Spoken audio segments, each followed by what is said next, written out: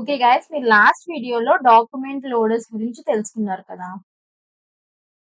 Document loaders గురించి మనం తెలుసుకున్నాం.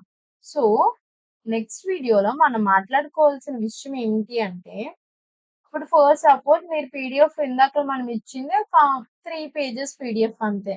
అది లోడ్ అవ్వడానికి నీకు 17 సెకండ్స్ పడింది. ఒకవేళ ఇదే పీడిఎఫ్ ఒక 300 పేజెస్ అయి ఉంటే అది ఎంతసేపు తీసుకుంటుంది లోడ్ అవ్వడానికి? అండ్ అంతసేపు ఎగ్జిక్యూషన్ అనేది ఆగిపోతుంది కదా. So in the same way first thing మీకు తెలియాల్సింది అంటే, ఇప్పుడు సమ్ ప్రోగ్రామ్ ఉంది. A is equal to 10, B is equal to 5 and C is equal to A plus B. So first ఏమవుతుంది, ఏ అనే వేరియబుల్ స్టోర్ అవుతుంది, తర్వాత బి స్టోర్ అవుతుంది, దాని తర్వాత సి యాడ్ అయిన తర్వాత సి స్టోర్ అవుతుంది. ఇవన్నీ ఎక్కడ స్టోర్ అవుతున్నాయండి? ర్యామ్ లో స్టోర్ అవుతున్నాయి కదా. So in the same way ఇప్పుడు ఇదంతా అయిన తర్వాత ఈ 300 పేజెస్ ఒక 1 GB అనుకున్నాం దాని యొక్క సైజ్. మహా అయితే ర్యామ్ సైజ్ అన్నది ఎప్పుడు మనకి ఎంత ఉంటుందండి? 4 GB 8 GB అలా ఉంటుంది. సో 1/4 అన్నది నీకు ఓన్లీ డాక్యుమెంట్ లోడ్ అవ్వడానికే తీసుకుంటే సిస్టమ్ క్రాష్ అయ్యే అవకాశం ఉంటుందా ఉండదా?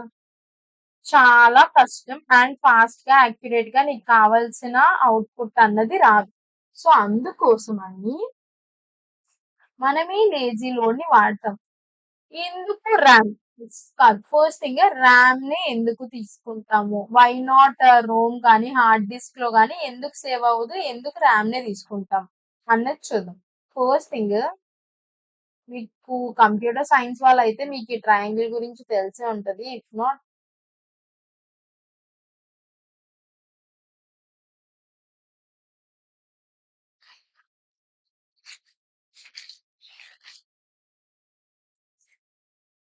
ఫస్ట్ థింగ్ ఇది టీబీస్, జీబీస్, ఎంబీస్ అండ్ ఇది టీబీస్ అండి, కేబీస్ అన్నమాట. సో ఇదేంటి? ఇది రిజిస్టర్స్, ఇది ర్యామ్,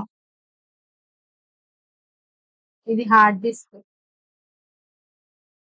దీన్ని ఇది సెకండరీ మెమొరీని ఇలా అంటారండి.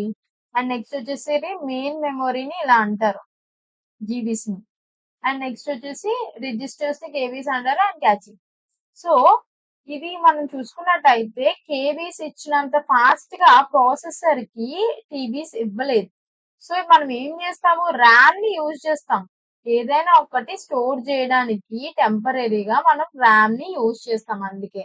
సో ఇప్పుడు ర్యామ్ ని మనం వాడుతున్నాం కదా, వాడుతున్నప్పుడు మనం మ్యాక్స్ జీబీ దీని మీదే వాడేసేటట్టు చేస్తే సిస్టమ్ లో మనకి అవుట్పుట్ అన్నది, మనం డిజైర్డ్ అవుట్పుట్ అన్నది రాదు, అంత ఫాస్ట్ గా కూడా ఉండదు. సో దీనికోసమే లేజీ లోడ్ వచ్చింది అనమాట. అంటే ఫర్ సపోజ్ నువ్వు 300 పేజెస్ ఇచ్చావు, 300 పేజెస్ లో నీకు ఓన్లీ ఒక లోడెడ్ పీడిఎఫ్ ఉంది ఆఫ్ 0 అంటే, ఇప్పుడు నీకు నార్మల్ లోడెడ్ అంటే ఏంటి? లోడెడ్ డాట్ లోడెడ్ లో చేసాం కదా ఇప్పుడు దాకా. అందులో ఏమవుతుంది? ఇది ఈగర్ లోడ్ అన్నమాట. అంటే ఆత్రం మొత్తం అంతా ఒకేసారి లోడ్ చేసేస్తుంది. దాని తర్వాత నీకు కావాల్సింది తీసుకుంటుంది. బట్ లేజీ లోడ్ లో ఏంటి అంటే అంతా ఒకేసారి తీసుకోదు. నీకు కావాల్సింది 0 అంటే 0 అంటే లిస్ట్ ఫస్ట్ పేజ్. ఆ ఫస్ట్ పేజ్ మాత్రమే లోడ్ అవుతుంది. సో దీనివల్ల ఏంటి? నీకు టైం సేవ్ అవుతుంది, ఫాస్ట్ గా యాక్యురేట్ గా నీకు కావాల్సిన రిజల్ట్స్ అన్నవి వస్తాయి అన్నమాట. So this is all about the lazy load అన్నమాట. దీన్ని ఈజీ లోడ్ అని కూడా అంటారు. సో ఈజీ లోడ్ కి లేజీ లోడ్ కి what is the main difference అంటే, ఈజీ లోడ్ ఉందండి అండ్ ఈగర్ లోడింగ్. ఈ రెండింటికి డిఫరెన్స్ ఏంటి అంటే, ఈగర్ లోడింగ్ అంటే ఏంటి? మీరు డాట్ లోడెడ్ వాడారు. సో ఇక్కడ ఏమవుతుంది? మొత్తం అంతా ఒకేసారి ర్యామ్ లోకి లోడ్ అయిన తర్వాత నీకు కావాల్సిన అవుట్పుట్ ని తీసుకుంటది, మనకి డిస్ప్లే చేస్తారు. అదే ఈజీ లోడింగ్ అంటే డాట్ లేజీ లోడ్ వాడతాం మనం ఇక్కడ. సో డాట్ లేజీ లోడ్ వాడినప్పుడు నీకు కావాల్సిన, ఇప్పుడు ఫస్ట్ సపోజ్ నువ్వు ఇండెక్స్ ఆఫ్ 0 ఇచ్చినప్పుడు నీకు కావాల్సిన ఆ ఫస్ట్ పేజ్ మాత్రమే లోడ్ అయ్యి నీకు అవుట్పుట్ చూపిస్తుంది అనమాట. సో దీని వల్ల నీకు ఫాస్ట్‌గా, యాక్యురేట్‌గా నీకు కావాల్సిన డిజైర్డ్ అవుట్‌పుట్ అన్నది వస్తది. ఎగ్జిక్యూషన్ టైమ్ తగ్గుతది. సో, స్మార్ట్‌గా మనకు కావాల్సిన అవుట్‌పుట్‌ని మనం తెచ్చుకోగలుగుతాం. సో, లేజీ లోడ్ అందుకే వాడతారు. మ్యాథ్స్ అందరూ లేజీ లోడ్‌నే వాడతారు. లేజీ లోడ్ కోడింగ్ ఎలానా అంటే ఎలా చేయాలి అంటే ఇప్పుడు సేమ్ మీరు ఇందాక ఏం చేశారు? ఫస్ట్ థింగ్ ఏం చేశారు? ఇంపోర్ట్ చేసుకున్నారు. మీకు కావాల్సింది డాక్యుమెంట్ లోడర్స్ నుంచి ఇంపోర్ట్ చేసుకున్నారు. ఏంటి నీకు టెక్స్ట్ లోడర్ కావాలంటే text loader or any loader you wanted to do it.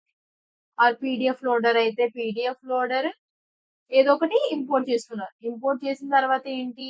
నీకు ఫైల్ క్రియేట్ చేశారు. ఫైల్ ఈక్వల్ టు సంథింగ్ ఈ పీడీఎఫ్ లోడర్ అంటే పై పీడీఎఫ్ అండి. పై పీడీఎఫ్ లోడర్ ఇందులోకి ఆ పీడీఎఫ్ యొక్క పాత్ ని పంపించారు. పంపించిన తర్వాత ఏం చేశారు? లోడ్ చేశారు. లోడెడ్ పీడీఎఫ్ ఈక్వల్ టు ఏంటి?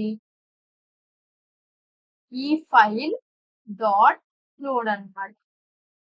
So you will get the output. ఇక్కడ డాట్ లోడే కదా పెట్టారు. సేమ్ ఇక్కడ డాట్ లేజీ లోడ్ అని పెడతారు అంతే. That is the only difference between easy loading and eager loading. So అది ఒక్కటి మారిస్తే చాలు.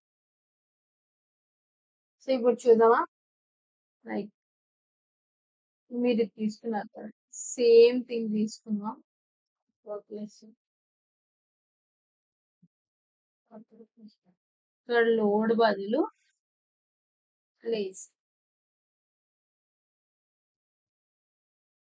లేజీ లోడ్ వాడతారు అంతే. ఇప్పుడు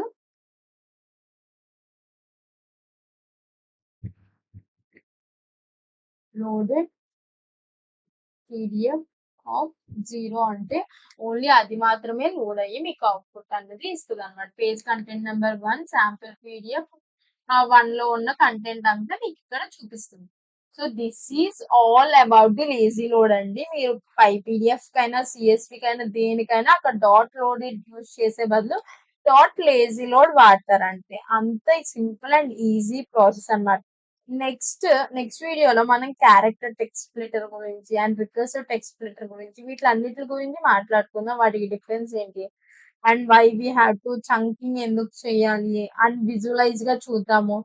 so this is all about this video. మీకు ఏమైనా డౌట్స్ ఉంటే కమెంట్ సెక్షన్ లో కమెంట్ చేయండి. అండ్ మీకు ఒకవేళ కోడ్ రాయడం రావట్లేదు అంటే ఫస్ట్ థింగ్ కోడ్ ని అర్థం చేసుకోండి.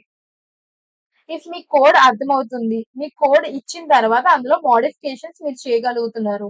మీకు కావాల్సిన అవుట్పుట్ ని మీరు తెచ్చుకోగలుగుతున్నారు. అది రియల్ టైమ్ లో పెట్టగలుగుతున్నారు అంటే మీ కోడ్ వచ్చినా రాకపోయినా పెద్ద ప్రాబ్లం లేదు. ఇది అంతా ఆల్రెడీ మీకు లాంగ్చైన్ డాక్యుమెంట్ లో ఉంటది. జస్ట్ మీరు అది కాపీ పేస్ట్ చేసే ఇప్పుడు సేమ్ ఇదే కోడ్ ఉంటదండి. కాపీ పేస్ట్ చేసేస్తారు. చేసిన తర్వాత ఇక్కడ జస్ట్ మీరు ఇవ్వాలనుకుంటున్న పీడిఎఫ్ ఇక్కడ ఇవ్వాలి అన్న మినిమం లాజిక్ తెలియాలి. ఇక్కడ పీడిఎఫ్ ఇస్తాము. సో దీన్ని లోడ్ చేస్తాము. లేజీ లోడ్ చేసిన తర్వాత ప్రింట్ చేస్తాము. సో ఈ మినిమం లాజిక్ అన్నది ఉంటే చాలు. You can create a agents అన్నమాట. So this is all about this video. Please do like, share and subscribe to my channel. మీకు ఏమైనా డౌట్స్ ఉంటే కమెంట్ సెక్షన్ లో కమెంట్ చేయండి and I will definitely reply ఇవ్వడానికి ట్రై చేస్తాను. మీకు if in case నేను మీకు ఆల్రెడీ మెయిల్ కూడా ప్రొవైడ్ చేశాను స్టార్టింగ్ లో. సో ఆ మెయిల్ కి మీకు ఏమైనా కన్సర్న్స్ కానీ ఇన్పుట్స్ కానీ ఎనీథింగ్ మీకు ఏమైనా ఉంటే దానికి మెయిల్ చేయండి. నేను రెస్పాండ్ అవుతాను.